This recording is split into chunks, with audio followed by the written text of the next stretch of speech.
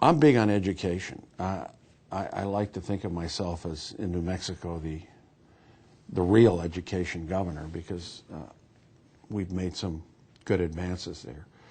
No Child Left Behind, here's my answer on that.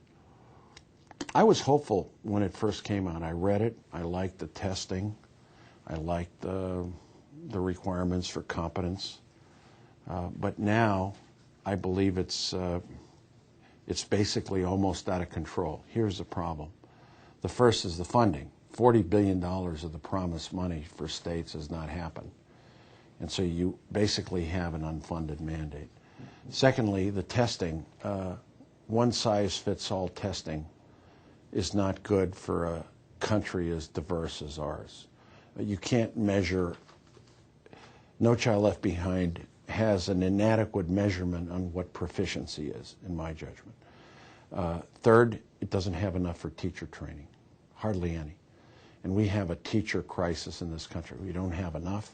We don't pay them enough. I'd have a minimum wage for teacher, and I did in New Mexico, with licensure requirements.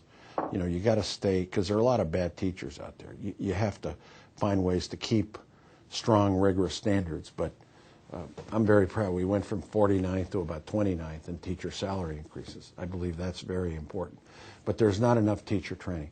There's not enough emphasis on at-risk kids in No Child. It's as if they don't exist. Disabled kids, autistic kids. This is a huge problem, autism, that is just creeping up, and everybody's saying, oh, you know, what are we going to do about it? And most importantly, on the achievement gap, it doesn't take into account the huge achievement gap that exists between majority and minority students. The fact that 1 out of 2 African American or Hispanic kids don't graduate.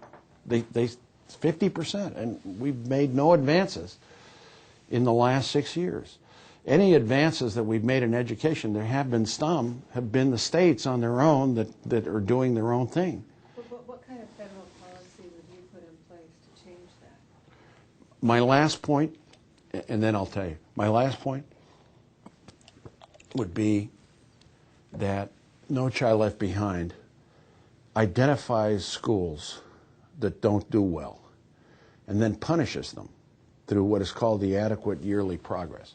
If a school isn't doing well, it gets listed and it loses federal funds.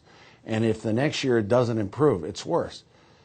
What I would do is, if a school's not doing well, I'd help that school. You try to help the schools that aren't doing well. Bring the better teachers there. Take other steps.